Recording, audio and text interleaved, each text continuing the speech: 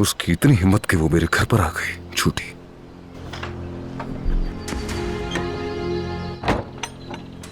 अदनान, तुम ठीक तो हो? परेशान लग रहे हो।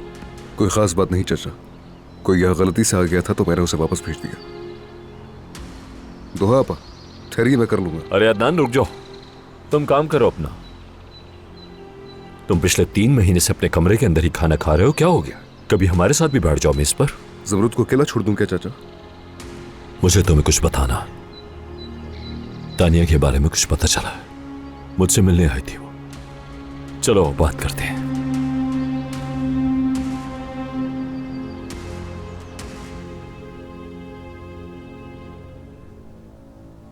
ईशा को कोई नहीं ले जा सकता, कोई भी नहीं ले जा सकता। जैसे मैं अपनी बेटी को छोड़ दूंगा, हाँ? अब मजीद कोई नशा नहीं करूंगा।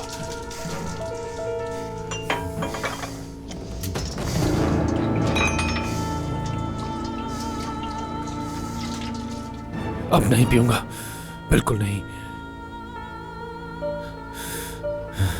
छोड़ दूंगा ये सब, नहीं पीऊंगा अब। उसे जरा भी शर्म नहीं आई, उसे जरा भी शर्म नहीं आई, वो आपके पास आ गई। क्या ये मजाक है? शुरू में मैं उसकी बात सुनना चाहता था। मैंने सोचा कि उससे बैठकर बात करूं, लेकिन जब उसने बच्ची का जिक्र छेड़ा तो मुझसे रहा नहीं गया। बस करें चाचा, आखिर आपने भी उसकी बात मान ली।